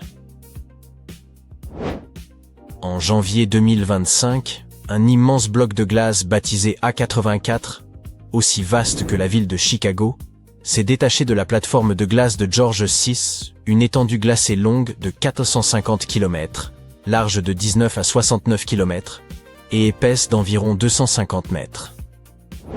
Durant l'été austral, de novembre à fin février, la fonte de surface y donne naissance à de longs lacs sinueux appelés lacs glaciaires rubaniformes, dont le nom reflète la forme étirée. Lorsque l'iceberg s'est éloigné, il a mis à nu une portion du fond marin jusqu'alors jamais observée. Le navire de recherche Falkor, II, naviguait à proximité, dans la mer de Bellingshausen. Informés du détachement, les scientifiques ont aussitôt modifié leur programme, conscients de l'opportunité rarissime qui s'offrait à eux. Explorer un lieu vierge et insoupçonné, comme si l'on soulevait une pierre dans une forêt pour découvrir la vie dissimulée en dessous. Les chercheurs ont mobilisé un robot sous-marin nommé Subastian pour sonder les abysses durant 8 jours. Ils ont atteint des profondeurs dépassant les 1280 mètres. C'est là qu'ils ont mis au jour un écosystème insoupçonné, d'imposants coraux et de vastes éponges, littéralement peuplés d'organismes marins, un monde tapi sous les glaces. Les chercheurs s'attendaient à détecter quelques formes de vie, mais furent stupéfaits par leur abondance. Ces créatures sous-marines anciennes ne se contentaient pas de survivre. Elles prospéraient depuis des siècles dans ce milieu extrême. Anémones semblables à de petits arbres cotonneux, araignées de mer, poissons des glaces, pieuvres. L'expédition fut retransmise en direct à des scientifiques du monde entier. Et ces vidéos sont désormais accessibles librement. Certaines des créatures découvertes semblent appartenir à des espèces nouvelles, ce qui est particulièrement fascinant. En 2025, il est fort probable que l'Antarctique abrite encore des espèces inconnues, dont certaines pourraient être endémiques à cette région. Cette singularité s'explique par l'isolement extrême du continent. séparés du reste du monde depuis des millions d'années par le courant circumpolaire antarctique, comparable à de vastes douves encerclant un château fort. Même si ces espèces ne s'avéraient pas inédites, les chercheurs ont tout de même identifié des escargots, des vers polychètes munis de soie, de minuscules crabes et autres crevettes, ainsi qu'une rare variété de méduses fantômes, dont l'apparence évoque un monde étranger. Leur nom scientifique, Stygiomedusa gigantea, étant par trop complexe, on l'appellera simplement méduse fantôme géante. Cette dernière est d'une taille impressionnante. Son ombrelle, cette partie ronde en forme de cloche, peut excéder 1 mètre de diamètre. Elle possède également 4 bras traînants, dont chacun peut atteindre 10 mètres, soit la longueur approximative d'un autobus scolaire. Bien que le tout premier spécimen ait été capturé dès 1899, il fallut attendre 60 ans pour reconnaître en cette créature une espèce totalement distincte. La méduse fantôme présente un corps translucide aux reflets violacés, lui conférant une allure spectrale. À la place des tentacules traditionnels, elle possède de longs bras rubanés qui lui permettent d'attraper ses proies et de les acheminer vers sa bouche, située en son centre. Bien que dépourvues de cerveau, ces méduses ont étonné les chercheurs par leur comportement. La méduse fantôme géante semblait mouvoir ses bras avec lenteur et précision, surtout lorsqu'elle traversait d'étroits passages sur le fond marin. Elle paraissait agir avec prudence, de manière presque intentionnelle. Une telle attitude intrigue. Aurait-on affaire à une créature dotée d'une forme de sensibilité? Voilà de quoi susciter le malaise.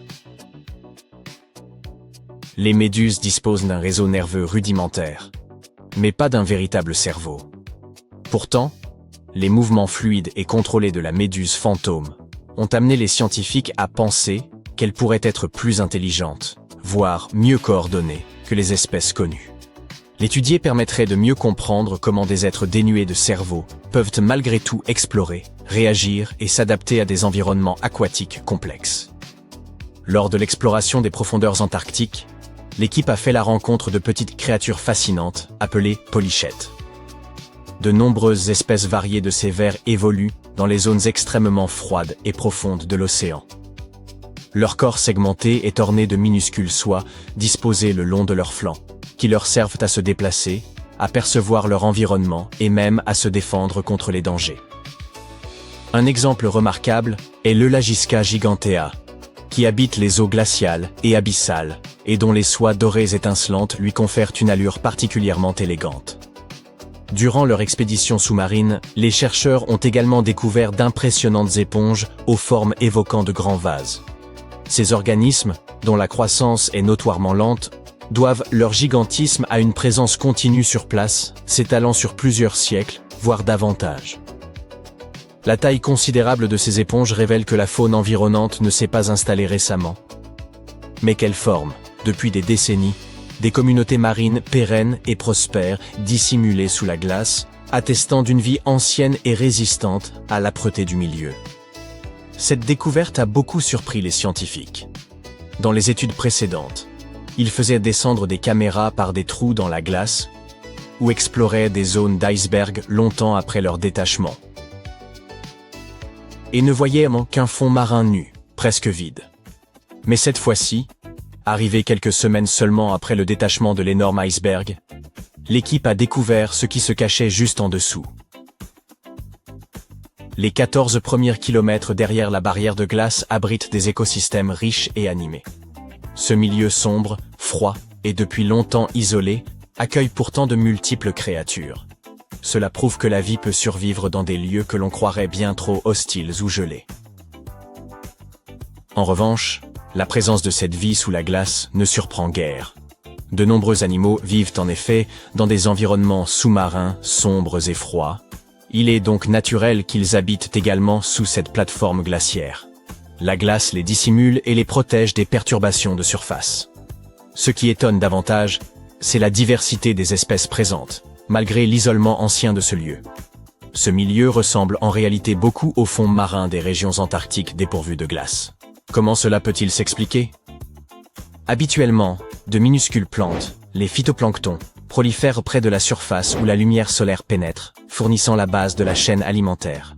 De petits crustacés formant le krill se nourrissent de ces plantes la nuit avant de plonger pour acheminer nourriture et nutriments au fond marin. Même leurs déchets participent à l'alimentation de la vie abyssale. Or, la présence d'une calotte glaciaire massive bloque la lumière, empêchant la croissance végétale et la descente du krill. Les scientifiques supposaient alors que la vie y serait moindre. Pourtant, ils y ont découvert une abondance surprenante d'organismes. Il semblerait que la nourriture et les nutriments parviennent à s'infiltrer sous la glace, acheminés par des courants sous-marins semblables à des rivières qui coulent sous l'océan. Les chercheurs ont observé des espèces animales particulièrement âgées, ce qui donne à penser que ces courants, issus pour l'essentiel de la fonte des glaciers, assurent un apport suffisant pour maintenir un écosystème équilibré et dynamique. Personne ne peut prédire avec certitude le sort de cette vie abyssale à présent que l'iceberg s'est éloigné. Ces organismes ont vécu sous une couche épaisse et stable de glace pendant une période indéterminée, dans des conditions d'obscurité totale et d'immobilité. Il est évident qu'ils ne sont guère enclins au changement. La disparition de ce toit glacé pourrait dès lors bouleverser profondément leur environnement. L'un des chercheurs a rappelé que la plateforme glaciaire à l'origine de l'iceberg avait reculé d'environ 40 km en un demi-siècle. Ce retrait s'inscrit dans un phénomène plus large. L'Antarctique fond à un rythme croissant, ce qui contribue à l'élévation du niveau des mers à l'échelle planétaire. C'est ce qui confère à cette découverte son importance capitale. L'équipe cherche à comprendre non seulement ce qui se passe à l'instant présent, mais aussi comment cet écosystème dissimulé s'inscrit dans un cadre plus vaste. En étudiant son évolution sur plusieurs décennies, voire davantage, nous pourrions peut-être anticiper ce qui nous attend. N'est-il pas remarquable que la rupture d'une masse de glace puisse livrer de telles révélations? Regardez cette pierre. À première vue, elle a tout l'air d'un de ces cailloux ordinaires que vous pouvez voir quand vous vous promenez sur la plage. Elle n'est pas particulièrement colorée, ni particulièrement lourde, environ 2 kg. Mais si je vous disais que cette pierre est née sur Mars, qu'elle a voyagé jusqu'à la Terre pour finalement arriver en Antarctique. Ah, maintenant l'histoire est bien plus fascinante. Alors, découvrons tout ça. La chercheuse Roberta Skor, qui a travaillé sur le projet ANSMET, ou Antarctic Search for Meteorites, du Denver Antarctic Programme, a trouvé la météorite en 1984. Si vous souhaitez déchiffrer le nom de ce voyageur de l'espace, je peux vous aider. Il s'agit tout d'abord de l'endroit où il a été trouvé, les collines d'Alan en Antarctique, ou Alan Hills. Ensuite, nous avons l'année de sa découverte et le numéro de l'échantillon. Si vous vous dites que notre amie Roberta a ramassé cette pierre en s'exclamant « Waouh, un morceau de Mars !», vous allez être déçus. Au début, il était totalement impossible de savoir d'où venait la météorite. Et quelque chose troublait encore plus les chercheurs. Ce caillou était très différent des autres types de météorites trouvés sur notre planète. D'accord, mais alors comment ont-ils finalement découvert qu'elle venait de Mars? Grâce à des traces de gaz similaires à ceux qui composent l'atmosphère de la planète rouge.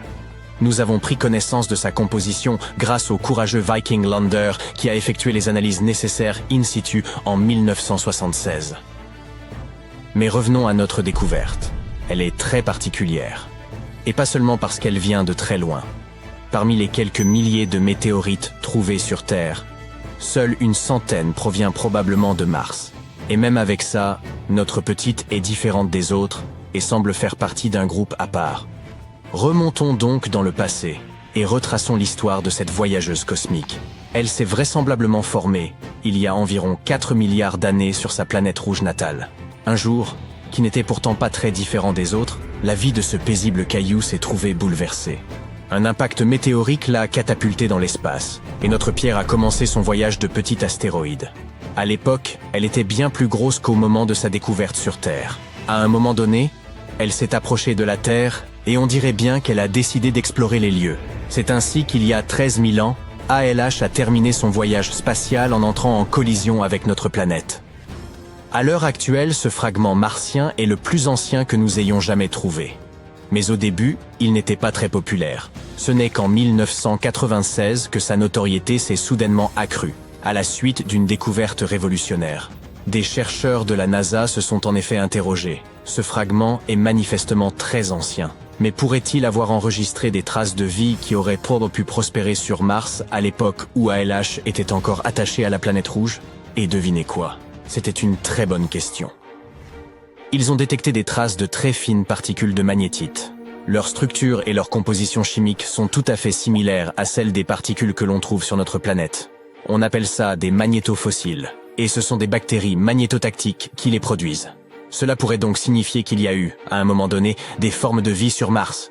En avril 2020, des scientifiques de l'agence spatiale japonaise ont fait une autre découverte. Ils ont détecté dans notre météorite de l'azote contenant des matières organiques d'origine martienne. Alors, qui sait quel nouveau secret étonnant un examen plus approfondi de la météorite pourrait nous révéler? Pour l'heure, il ne vous reste plus qu'à vous rendre en Antarctique et vous mettre à creuser. En effet, c'est un endroit idéal pour la chasse aux météorites. Nous avons trouvé près de 50 000 météorites en Antarctique et des centaines de milliers attendent encore d'être découvertes. Chacune de ces roches spatiales peut nous raconter une histoire sur l'évolution du système solaire. Par exemple, la toute première roche lunaire trouvée sur le continent glacé et désert a confirmé le fait qu'on pouvait trouver sur Terre des morceaux d'objets spatiaux plus gros que des astéroïdes. Imaginons que vous soyez inspiré et que vous décidiez de partir à la chasse aux météorites en Antarctique. Préparez-vous à relever de sérieux défis. Malgré leur abondance potentielle, trouver des roches spatiales n'est pas aussi facile qu'il n'y paraît. Vous devrez vous rendre dans des régions reculées et il n'est même pas certain que vous puissiez trouver quoi que ce soit. Il s'agit d'ailleurs d'un très gros problème. Les météorites sont en train de disparaître. Actuellement, les scientifiques trouvent environ 1000 météorites par an en Antarctique. Mais selon une nouvelle étude, environ 5000 météorites disparaîtraient chaque année. En cause, la hausse des températures. Inquiets, les chercheurs ont créé un modèle capable de les aider à déterminer où ces météorites sont susceptibles de remonter à la surface. Ce modèle est assez complexe, car il prend en compte la couverture neigeuse, la température de surface, la vitesse d'écoulement de la glace et même l'inclinaison du terrain. Les scientifiques ont ensuite effectué des simulations dans le cadre de différents scénarios de réchauffement. Et il s'est avéré que les météorites s'enfonçaient effectivement à mesure que les températures augmentaient. La surprise des chercheurs est évidente. Ils ne s'attendaient pas à ce que le changement climatique affecte autant leur travail. Même si ces régions sont en dessous du point de congélation, notre mode de vie participe à la destruction d'une archive cruciale du système solaire. Mais revenons à votre chasse aux météorites. Si vous voulez augmenter vos chances d'en trouver une, rendez-vous au pied des montagnes où la glace, qui s'écoule habituellement vers le bas, est forcée de remonter. Et n'oubliez pas d'emporter votre coupe-vent. Dans ces endroits, des vents puissants balaient la neige en exposant une glace bleu vif. Au lieu de fondre, cette glace ancienne peut directement se transformer en vapeur d'eau. Et c'est ainsi que l'on peut découvrir des météorites qui, autrement, resteraient cachées. Mais il faut se dépêcher. Les météorites à la surface disparaissent rapidement. Même lorsque les températures sont nettement inférieures au point de congélation, les roches peuvent encore absorber une partie de la chaleur du soleil et faire fondre la glace. C'est comme si elles créaient des tunnels souterrains ou sous-glaciaires, s'enfonçant et se dérobant à la vue de tous. Quelque temps plus tard, le régel ferme les entrées de ces tunnels, emprisonnant les météorites et rendant toute découverte impossible. Les scientifiques admettent qu'il est très difficile de trouver des méthodes efficaces pour repérer les météorites.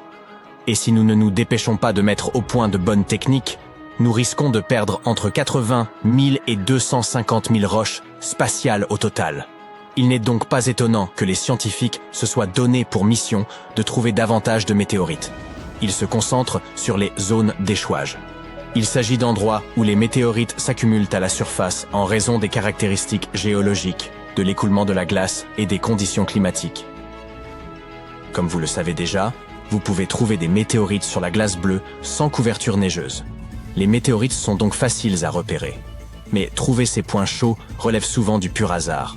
Ou alors, il faut passer des journées entières à éplucher des cartes et des images satellites pour tenter de repérer les zones de glace bleue situées à proximité des stations de recherche. Permettez-moi de vous présenter Veronica Tolenar, glaciologue de formation, ainsi que son équipe. Ils sont passés à la vitesse supérieure en élaborant une carte intelligente de l'Antarctique. Pour ce faire, ils ont eu recours à l'apprentissage automatique et aux données satellitaires de la NASA, de l'Agence spatiale canadienne et d'autres organismes. Cette carte met en évidence les zones où des météorites pourraient se cacher, sur la base de découvertes antérieures et de toutes sortes de données relatives au climat et à la glace. Apparemment, les meilleurs endroits pour trouver des météorites se trouvent aux abords du continent et près des montagnes recouvertes de glace bleue. Malheureusement, il n'y a pas que la glace bleue qui compte. La température et la vitesse d'écoulement de la glace sont également très importantes. Par exemple, si la glace s'écoule trop rapidement, les météorites sont emportées avant de pouvoir s'accumuler. Si vous voulez trouver une météorite, il vous faut donc des conditions très précises. La température de surface doit rester inférieure à -9 degrés Celsius presque tout le temps. Sinon, les météorites coulent. Vous pouvez commencer à chercher près des collines d'Alan. Oui, c'est là que notre amie ALH a été découverte. Cette région est une sorte de mine d'or pour les météorites, avec plus de 1000 découvertes. Mais il y a des endroits encore plus prometteurs, comme les montagnes de Fimbulaimen, où vous plongez dans les eaux glacées et obscures de l'Antarctique. Une obscurité bleutée, presque surnaturelle, vous enveloppe, évoquant l'immensité de l'espace. Dans ces profondeurs inhospitalières, là où vous ne vous attendriez jamais à rencontrer une âme vivante, un bruit soudain et étrange surgit. Un cri semblable au cancanement d'un immense canard tapi dans les abysses. En 1960, des chercheurs ont capté pour la première fois ce son énigmatique, qu'ils ont baptisé Bioduck. Un choix ingénieux. Pendant des décennies, ils ont cherché à percer le mystère de son origine. Était-ce un kraken, un vaisseau spatial échoué au fond des mers, une créature marine inconnue ou un canard colossal? Les hypothèses, toutes plus fantasques les unes que les autres, se sont multipliées. Les océanographes ont repéré des sons analogues dans d'autres régions. Non loin des côtes ouest de l'Australie et aux abords de la Nouvelle-Zélande, ils ont enregistré des signaux similaires, bien que plus aigus, qu'ils ont nommés biogoose. Avec de telles appellations, l'atmosphère étrange et mystérieuse de cette histoire semble vite s'estomper. Ces sons n'étaient toutefois pas des événements isolés, mais se reproduisaient à intervalles réguliers. La fréquence des émissions suggérait à beaucoup une origine mécanique. Cependant, l'étude des océans au cours de la seconde moitié du XXe siècle était entravée par les limites technologiques de l'époque. Malgré ces défis, les chercheurs ont poursuivi leurs investigations sur Bioduck et Biogoose, mus par une insatiable curiosité scientifique. Au fil des années, l'accumulation de données a alimenté les spéculations, jusqu'à ce que les chercheurs percent enfin le mystère. Bioduck s'est révélé être une forme de communication biologique. En observant ces signaux répétés, les scientifiques ont noté qu'ils ne se superposaient jamais. Lorsqu'une source parlait, les autres demeuraient silencieuses. Cela laissait penser à une communication structurée. La question restait alors de savoir quelle créature marine utilisait un tel système, fondé sur des variations de fréquences sonores. La réponse, comme certains l'avaient deviné, était les baleines. Les scientifiques ont comparé le son Bioduck de l'Antarctique aux appels des baleines de Minke et ont relevé des similitudes frappantes. Les sons Biogoose enregistrés au large des côtes australiennes et néo-zélandaises semblaient provenir d'autres espèces ou de jeunes baleines de Minke. Néanmoins, cette découverte n'a fait qu'amplifier le mystère. Quel pouvait être le rôle de ces sons? Les baleines discutaient-elles de leurs repas? Se moquaient-elles des humains qui enregistraient leur voix? Ou échangeaient-elles des réflexions philosophiques sur l'univers? Les possibilités étaient infinies, mais la révélation la plus fascinante était l'idée que l'humanité pourrait, un jour, communiquer avec ces créatures majestueuses. Communiquer avec les baleines n'est plus une utopie. Des chercheurs de l'Université de Californie ont déjà établi un contact avec une baleine à bosse nommée Twain. Lors d'une expérience novatrice, ils ont réussi à entretenir une conversation de 20 minutes avec ce mammifère marin. Voici les étapes qu'ils ont suivies. Les spécialistes ont entrepris une expédition sur les côtes de l'Alaska, où ils ont capté les sons d'un groupe de baleines à bosse. Ils ont ensuite diffusé ces enregistrements via des haut-parleurs dans l'océan. Les sons s'apparentaient à une sorte de salutation, un équivalent de « Salut, ça va ?» dans le langage des baleines. Ces échanges sont généralement utilisés par les baleines pour s'appeler ou indiquer leur position. Peu après avoir émis les signaux, les chercheurs ont reçu une réponse. Twain s'est rapproché du bateau, l'a contourné et a répliqué avec un « salut » à sa manière. Ce fut le début de la première véritable conversation entre une baleine et des humains. Pendant 20 minutes, les chercheurs ont transmis 36 signaux à Twain, et elle a répondu à chaque fois. Elle respectait même des intervalles avant de répondre. Concrètement, l'équipe attendait 10 secondes après chaque réponse avant d'envoyer un nouveau signal. Il semble que Twain était une interlocutrice particulièrement attentive. Était-elle une jante dame des océans? Qui sait? Ou peut-être était-elle simplement intriguée par cette interaction inhabituelle. Les signaux utilisés provenaient d'un groupe de baleines auquel appartenait Twain. Il est probable que les chercheurs aient utilisé les propres enregistrements de Twain pour communiquer avec elle. D'une certaine manière, Twain conversait avec elle-même. Poursuivons notre périple et plongeons dans la fosse océanique la plus profonde du globe, la fosse des Mariannes. Ce gouffre immense, situé au sud du Japon, s'étend sur plus de 2400 km et atteint une profondeur vertigineuse de près de 11 000 mètres à son point le plus bas. Pour vous donner une idée de cette échelle, la hauteur du Burj Khalifa, le gratte-ciel le plus haut du monde, représente à peine un dixième de cette profondeur. Imaginez maintenant ceci. Dans cette obscurité abyssale, des chercheurs ont capté un son singulier.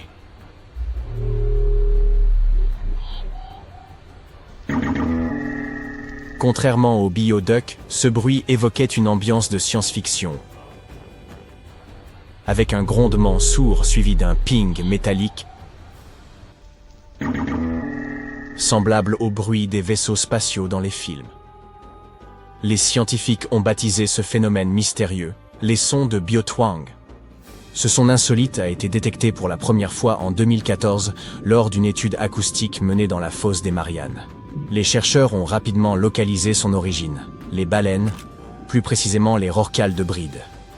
Grâce à l'intelligence artificielle, ils ont analysé près de 200 000 heures d'enregistrements marins et ont identifié des correspondances avec un groupe de ces rorquals. Comme de nombreuses espèces animales, ces baleines utilisent des sons pour communiquer. Mais devinez ce qu'on a également découvert au fond de la fosse des Mariannes, une bouteille en plastique.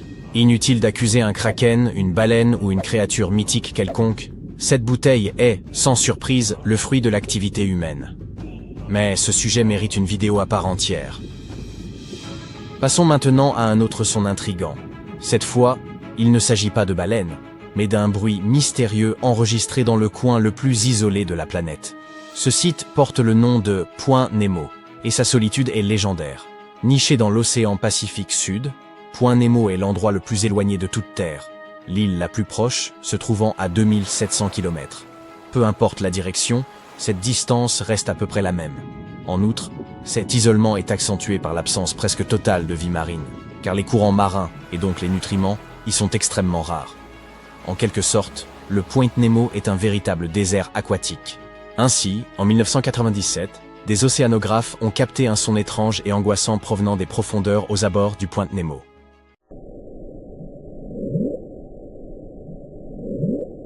Ce bruit, aussi colossal qu'inquiétant, a été surnommé The Bloop. Lorsque les journalistes ont pris connaissance du phénomène, des théories extravagantes ont vu le jour à travers le monde. La plus populaire suggérait qu'un monstre marin gigantesque, peut-être un kraken ou une autre créature de légende, était à l'origine de ce bruit. Cependant, l'engouement pour le bloop n'a pas duré, car les scientifiques ont fini par en élucider la cause. Il s'est avéré que l'origine du bloop était un iceberg. Lorsque ces masses de glace se fissurent et s'effondrent, elles produisent des sons à très basse fréquence, pouvant être détectés à de grandes distances. Pour vérifier cette hypothèse, les chercheurs ont enregistré d'autres icebergs et ont entendu des sons similaires. À propos, le Point Nemo est si isolé que les agences spatiales y abandonnent leurs satellites en fin de vie. Ces objets tombent simplement dans l'océan, avec 99% de chances qu'aucun humain ni animal ne soit touché par les débris. C'est pourquoi cet endroit est surnommé le cimetière des satellites. Mais que se passerait-il si un vaisseau extraterrestre tombait un jour dans le Point Nemo? Et s'il y était déjà tombé et envoyait parfois des signaux de détresse à travers l'océan? Tous les mystères évoqués jusqu'ici ont été résolus. Que diriez-vous de terminer cette vidéo avec un phénomène qui demeure inexpliqué? Voici Upsweep, l'un des sons les plus énigmatiques jamais enregistrés dans l'océan. Ce bruit est constitué d'une série de tonalités ascendantes et courtes, répétées à des intervalles de quelques secondes. Le son a été détecté pour la première fois en 1991 grâce à des hydrophones déployés dans l'océan Pacifique. Initialement, les océanographes ont supposé qu'ils pouvaient être liés à une activité volcanique ou à des séismes sous-marins. Cependant, la nature saisonnière du son et les variations de son intensité en fonction des périodes de l'année ont rapidement invalidé ces hypothèses. Les chercheurs ont ensuite exploré des théories biologiques et ont reporté leur attention sur les migrations et les comportements des animaux marins au fil des saisons. Malgré toutes ces tentatives, l'origine de Upsweep reste inconnue. Certaines études émettent l'hypothèse qu'il pourrait être lié à des espèces de poissons ou d'autres créatures marines utilisant ces sons pour communiquer ou s'orienter. Mais aucune preuve n'a encore été apportée à ce jour. Bienvenue dans l'un des endroits les plus mystérieux et inexplorés de la planète. Bien, qu'a-t-il donc de si spécial ? Il n'y a là que quelques pics glacés et l'immense étendue neigeuse de l'Antarctique. Oui, c'est vrai. Mais il y a aussi un mystère à l'ampleur planétaire. Vous pouvez essayer tant que vous voudrez. Vous ne découvrirez pas cette chaîne de montagnes inconnues, un territoire gigantesque et inexploré où aucun humain n'a jamais mis les pieds. Elle se cache en vérité sous une autre couche de montagnes. Un peu comme une poupée russe, mais à l'échelle d'un continent. Ces montagnes conservent les secrets de l'Antarctique. Et ils peuvent nous révéler des choses époustouflantes sur l'histoire de notre planète. Cet immense territoire porte le nom de chaîne Gamburtsev. La couche de glace qui se trouve au-dessus la préserve des phénomènes naturels et de l'action humaine. C'est comme une terre à l'intérieur d'une autre terre. Et elle cache bien plus que des montagnes. On y trouve des vallées, des collines et des plaines. Cette région est similaire aux Alpes, mais malheureusement, nous ne pouvons pas profiter de sa vue. Ces montagnes furent découvertes pour la première fois en 1958 à l'aide d'instruments sismologiques. Plus d'un demi-siècle s'est écoulé depuis. Pourtant, elles restent l'un des objets tectoniques les moins étudiés sur Terre. Pourquoi ? À cause de la glace. Il y a énormément de glace. Qui sait, peut-être d'ancestraux artefacts inconnus y sont-ils enfouis? Et pourquoi pas une ville secrète ou des vaisseaux spatiaux? C'est peu probable, bien sûr. Mais ce serait tout de même intéressant d'aller y jeter un œil. Imaginez des centaines ou même des milliers de kilomètres de terre restés inchangés pendant des centaines de millions d'années.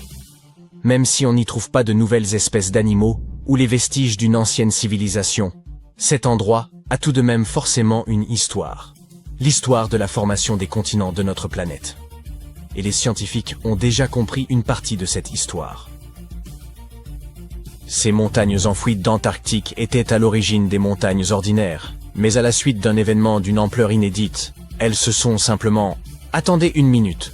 Vous êtes-vous déjà demandé comment les chaînes de montagnes se forment? Nous les voyons dans la vie réelle, dans les films, sur Internet, nous les escaladons.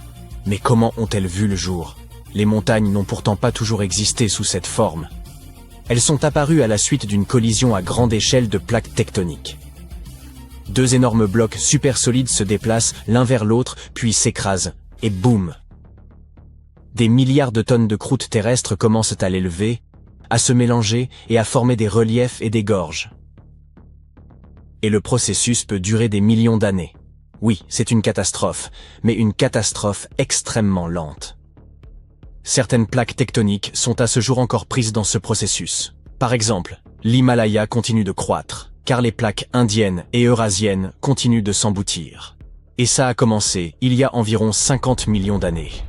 La chaîne Gamburtsev sous la glace a vécu un événement similaire, seulement ça date d'il y a plus longtemps. Un article du journal Earth and Planetary Science Letters indique qu'elle est apparue lors de la formation du supercontinent Gondwana. Deux immenses morceaux de terre étaient séparés par un océan sans limite. Mais un jour, il y a environ 700 millions d'années, ils sont entrés en collision et ont formé le Gondwana. Ce supercontinent comprenait les territoires de l'Afrique moderne, de l'Amérique du Sud, de l'Australie, de l'Inde et de l'Antarctique.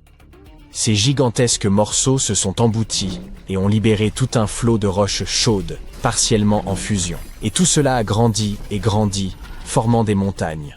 La température de ces montagnes a augmenté, leur masse s'est accrue, et à un certain moment, le Gondwana est devenu instable. Le supercontinent a commencé à s'effondrer sous son propre poids. Les roches brûlantes sous la surface ont commencé à s'écouler latéralement à la suite d'un processus qui porte le nom d'étalement gravitationnel. Ce fut comme quand vous pressez un tube de dentifrice. Sauf que là, il s'agissait de milliards de tonnes de roches ardentes.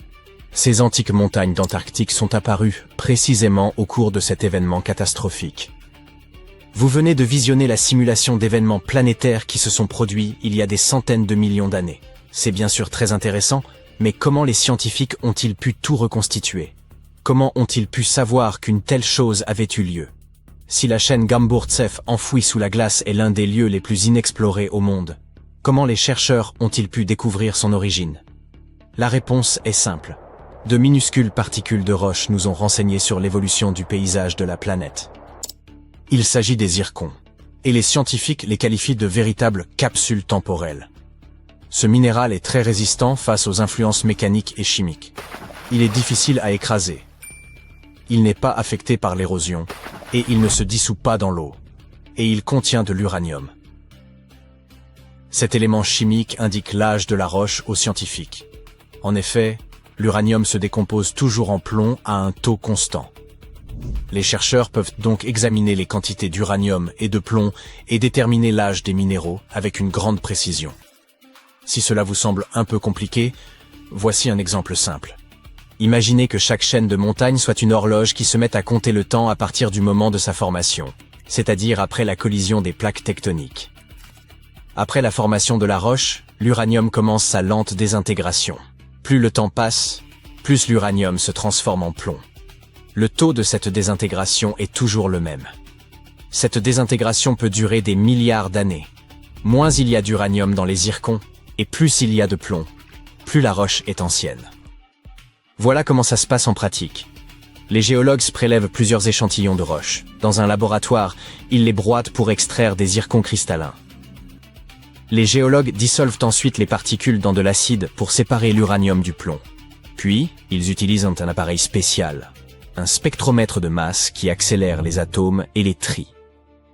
C'est un processus assez compliqué, mais en fin de compte, cet appareil renseigne les scientifiques sur la quantité d'uranium et de plomb. Ils examinent leurs quantités respectives et déterminent l'âge de la roche. Les géologues ont prélevé des zircons dans du grès près de la chaîne Gamburtsev, ont étudié leurs particules, ont observé leur niveau d'uranium et ont calculé la chronologie de la formation des montagnes. Ensuite, ils ont comparé ces données avec l'histoire de notre planète et ont pu savoir que les montagnes enfouies d'Antarctique sont apparues pendant la formation du supercontinent Gondwana. Mais comment ont-ils découvert que ce supercontinent incluait l'Australie, l'Inde et l'Afrique? Le zirconium provenant de ces roches antarctiques s'est avéré très similaire au zirconium de ces pays. C'est-à-dire qu'il y a longtemps, ces trois continents étaient réunis. Ainsi, la chaîne Gamburtsev a commencé à se former il y a environ 650 millions d'années. Il y a environ 580 millions d'années, elle a atteint la hauteur de l'Himalaya. Et 80 millions d'années plus tard, la croûte terrestre est entrée en fusion. Et tandis que la plupart des chaînes de montagnes sur la planète changeaient et s'effondraient, la chaîne Gamburtsev est restée intacte sous la glace. L'eau, le sol, le vent, les tremblements de terre, la gravité et d'autres forces naturelles détruisent les chaînes de montagnes. Ce processus est appelé érosion. Mais les montagnes ensevelies en Antarctique n'ont rien connu de tel. Les basses températures et la calotte glaciaire qui les entoure les ont préservées. C'est l'une des chaînes de montagnes anciennes les mieux conservées de la planète. Très bien, mais pourquoi explorer ces montagnes? Quelle différence cela nous fait-il que le supercontinent Gondwana se soit un jour effondré? Il est possible que des plantes, des corps gelés d'insectes ou des bactéries anciennes aient été préservés sous d'épaisses couches de glace. Et pourquoi pas des animaux anciens? De nombreuses espèces pourraient avoir vécu sur le Gondwana. Étudier ces anciennes montagnes antarctiques peut nous montrer à quoi ressemblait notre planète il y a environ un demi-milliard d'années. Quand l'Antarctique était un continent vert, quelles créatures y vivaient? Qu'est-il arrivé à ces formes de vie? Est-il possible de ressusciter ces animaux anciens après tant d'années?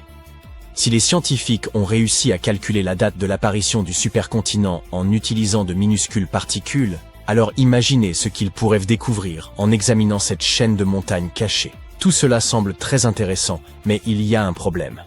Pour extraire un petit morceau de ce monde inconnu, il vous faudrait percer au travers d'immenses couches de glace. Il vous faudrait acheminer des équipements extrêmement lourds vers l'un des continents les plus inaccessibles au monde, construire des stations, obtenir une source d'énergie et mener des recherches à grande échelle. Et cela serait incroyablement coûteux. Par conséquent, ce territoire caché restera probablement un mystère pendant encore longtemps. Espérons juste qu'un milliardaire voudra un jour découvrir les secrets de l'Antarctique et y organiser une expédition de grande envergure.